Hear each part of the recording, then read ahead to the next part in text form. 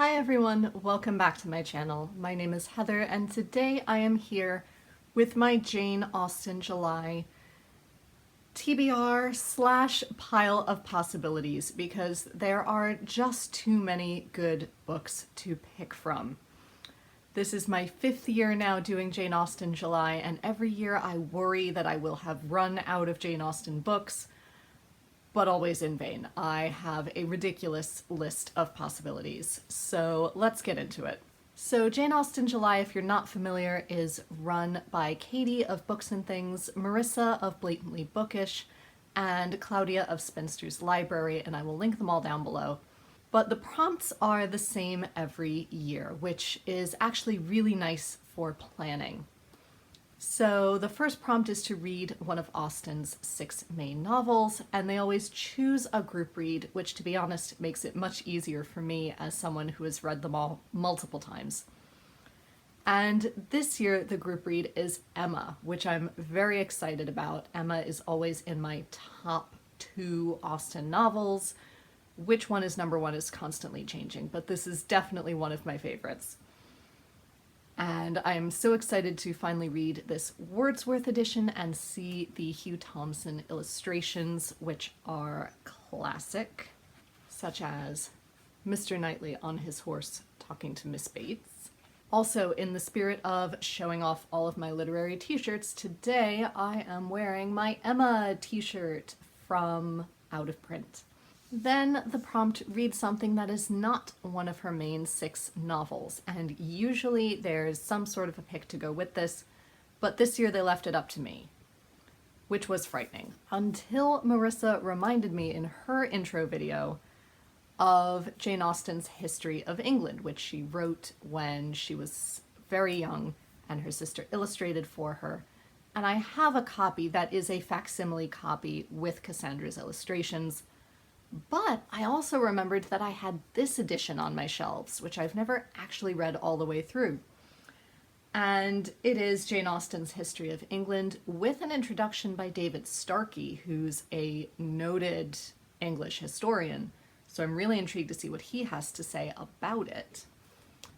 But then it's a dual novel, so you read it this way, getting Jane Austen's History of England, but then if you turn it over, or backwards I suppose, you also have Charles Dickens's A Child's History of England. And I know Dickens is not Regency, I am very well aware, but I think it would be interesting to contrast the 2 different views. Then we move on to the prompt to read a book about Jane Austen or about her time period, a nonfiction book, that is. So for this, I have many choices. I definitely need to read Jane Austen's Bookshelf by Rebecca Romney. I actually won this in a Goodreads giveaway a few months ago, and I've been saving it for Jane Austen July. And this is, I think, exactly what it says on the cover, an exploration of Jane Austen's contemporaries or earlier authors that Austen could have read and was probably influenced by. In addition, after Christmas, I bought myself She Played and Sang by Gillian Dooley, which is an exploration of Jane Austen and music, and looking at the sorts of things that she might have played, that she might have sung, that she might have heard elsewhere. It's really interesting, especially as a singer and a musician myself, but it also looks very esoteric and very academic, so I'm slightly frightened of what I'm going to find, but I'm also very intrigued. I also found at a book sale this gorgeous brand new edition of The Regency Years by Robert Morrison, which my mother read and loved, and it's a general nonfiction overview of the Regency era and how many huge and exciting moments in history were sparked in the Regency era and how much it changed the future of the 19th century. I've also been saying that I'm going to read The Beau Monde by Hannah Grieg for many Jane Austen Julys now, so I can't not put it on my pile of possibilities. Hannah Grieg is another very noted historian. I've seen her in a lot of Jane Austen documentaries. And this is her book about the upper crust of society. Then I also bought myself this book for Christmas, The Strangest Family by Janice Hadlow, which is, I think, an overview biography of George III's whole family, his wife, his children, and their whole family dynamic. It is a monster of a book, but I'm really, really excited, especially because Janice Hadlow wrote The Other Bennet Sister, which is right here, which retells Pride and Prejudice from Mary's perspective, and I really loved it. So I'm really intrigued to see her nonfiction take on things. And yes, some of this book might take place before the Regency, but George III was still technically king during the Regency. Then we get to read a retelling of a Jane Austen work or a historical fiction novel set in the Regency, and this is where my options go berserk. In terms of physical editions, I currently have Much Ado About Nada by Uzma Jalaluddin, and this is her third novel, and I've been looking forward to it for a while. And I believe it retells Persuasion, but set within the Muslim community in Toronto in modern day, and I am very, very intrigued by this, so we shall see. I also picked up this book last year and then never read it for Jane Austen July. It made it into the wrong pile by accident, so hopefully I read it this year. This is Dearest Cousin Jane by Jill Pitkeithley, and it might be an adult novella, it could be young adult, I'm not sure, but it pulls on Jane's cousin Eliza, the Comtesse Elisa de Feuillade. Someone who is better at French, please tell me how to pronounce her last name. I've never been entirely sure. But she was Jane's cousin who fled the French Revolution. Her husband was killed, but she and their child made it out. And she then really became a part of the family when she married one of Austen's brothers. So I am really looking forward to seeing her perspective on things. Also, by the time Jane Austen July rolls around, I will have received my copy that I pre-ordered of The Rushworth Family Plot by Claudia Gray. And this is part of a series, it's book four now, in a mystery series in which the children of the Darcys and the Tilneys of Northanger Abbey team up in various situations to try and solve local, usually murders, sometimes other types of mysteries.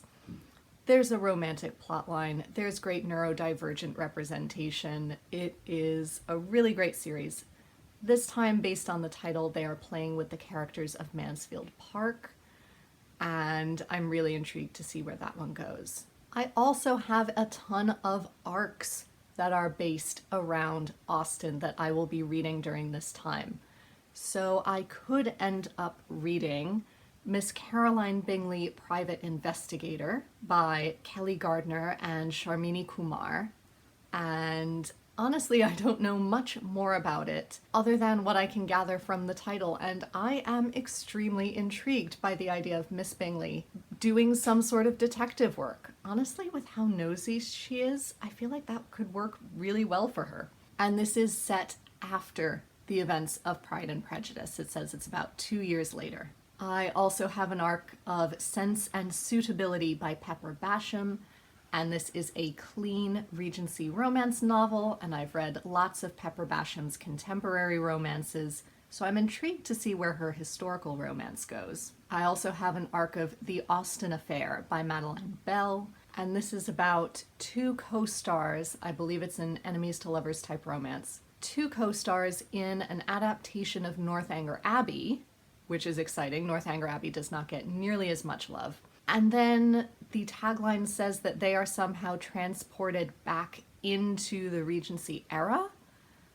I am so intrigued by all of this. I can't wait to see how that one works out. I also have an arc of 6 Weeks by the Sea, which I am so excited about, although it could be heartbreaking. And this is a novel by Paula Byrne. I love Paula Byrne's nonfiction work. She has done so many wonderful Austen and Regency themed nonfiction books, which I've recommended in my Regency and Jane Austen nonfiction videos, which are in a playlist on my channel, so go check those out. She's also married to Jonathan Bate, who is one of my favorite Shakespeare scholars, so the two of them together, fabulous. But this is her first attempt at fiction, I believe, at least the first attempt that I've read. And this is her imagining what might have happened in the 6 weeks that we know Jane Austen and her sisters spent by the seaside. There are vague references in either one of Austen's letters or some of Cassandra's letters that have survived that Jane met someone in those 6 weeks by the sea. She met a man who could have been the love of her life, and then things happened. They never saw each other again. Nothing ever came of it. So this is Paula Byrne speculating on what could have happened in those 6 weeks by the sea, and I am really excited to see what she does with that. The next challenge is to read a book by a contemporary of Austen, and I tend to stretch this category a little bit because I have already read a lot of things by contemporaries of Austen in university or in the past couple of years, and I'm running out of ideas. So I tend to stretch this to read something that Austen could have read, something published within the 18th or 19th century. So for that, this year, I have chosen Love in Excess by Eliza Haywood. I ordered a bunch of Eliza Haywood novels and plays a few years ago, and I've been steadily working my way through them the past few Jane Austen Julys. So this is the longest novella I have of hers, and this features two sisters fighting over the hand and heart of one man. And honestly, I don't want to read too much more of the back because I'm not sure if it gives everything away or not, but her work is typically either shocking or satirical. I'm never sure which way to look at it, but I'm intrigued to see what she does on a greater canvas than I've read her work before. The next challenge is to watch a direct adaptation of a Jane Austen novel. So there is the group challenge to watch the 2020 Emma, which I have come around to. I didn't love it at first, but honestly, after seeing the Netflix Persuasion, this one rose greatly in my estimations. Still not my favorite, but much better than I thought it was at the time. So I will be rewatching it. I do quite like the music. I love a lot of the actors that they chose. I just don't feel like the comedy is quite right for Austen. But I will rewatch it and then possibly compare it to my favorite Emma adaptation, which is the 2009 adaptation with Romola Gary. This was my go-to watch throughout my university years, and I'm looking forward to revisiting it. Then the final challenge is to watch a modern adaptation of a Jane Austen work. And here, once again, I'm stretching it a little bit because much as I love Clueless, I have seen it many, many times. I've seen Bride and Prejudice. I've seen lots of the adaptations over the years. So instead of a modern adaptation of a Jane Austen novel, I'm going to watch Miss Austen, the latest adaptation from the BBC and PBS here in the US. I've had it recorded for about 2 months now, and I've been saving it for Jane Austen July, so I'm really looking forward to getting to that one, as I loved the novel here by Jill Hornby.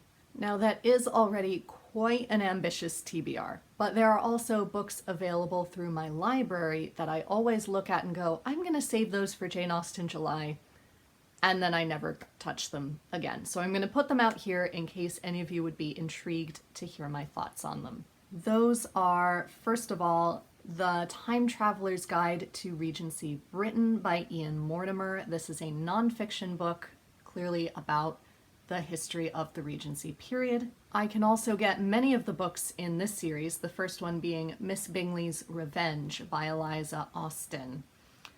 I'm intrigued and also slightly frightened by this one because this takes place in the aftermath of Pride and Prejudice. So spoiler alert if you have not read it. But in this, Miss Bingley, Caroline Bingley, teams up with Mr. Wickham to try and destroy the Darcys' marriage. And erotica happens and dastardly deeds. I'm slightly frightened, but I'm also kind of intrigued to see how funny this is going to be. So let me know if you'd be interested in hearing about that. In a completely different set of events, there's also Miss Bingley Requests, which retells Pride and Prejudice from Caroline Bingley's perspective and also introduces a rather unexpected love interest for her, and she has to process her feelings about that. I could also read the first book in the Miss Morton mysteries, which is Miss Morton and the English House Party Murder by Catherine Lloyd. I actually think I saw Catherine Lloyd on an episode of Escape to the Country, which is how I found out about this series. And I found I could get her books through the library, so that's exciting. And I'm just going to read you the little blurb here from the top of the Goodreads description. Bridgerton meets Agatha Christie and Downton Abbey in this beguiling new Regency set series, as drastic circumstances compel Lady Caroline Morton, the penniless daughter of a deceased earl, to join the downstairs working class as a lady's companion, whose duties soon involve solving a murder. It just sounds delightful. And I just discovered, that was published in the fall, Murder in Highbury by Vanessa Kelly. And this sounds very much like the Claudia Gray mysteries, except solely focused around Emma. And it looks like it's going to be a series. I really want to get to that one too. But those are far too many books to read in 1 month, even if I have the whole month free. So let me know down below which of those you would be most excited to see. I will hopefully be doing some videos with Marissa of Blatantly Bookish as we live close enough to do some things together. Maybe I'll do some explorations of the books mentioned in Jane Austen's bookshelf or the music mentioned in She Played and Sang. That does sound extremely in-depth and research heavy though, so I don't know if I'm going to have the time and the energy to get to it. But no matter what, whichever of the books that I mentioned stood out to you, let me know in the comments down below. If you need suggestions for your Jane Austen July TBR, do check out that Jane Austen playlist that I mentioned on my channel. It has loads of suggestions, as well as past TBRs and wrap-ups. Until next time, be safe, be well, and happy reading. Bye everyone.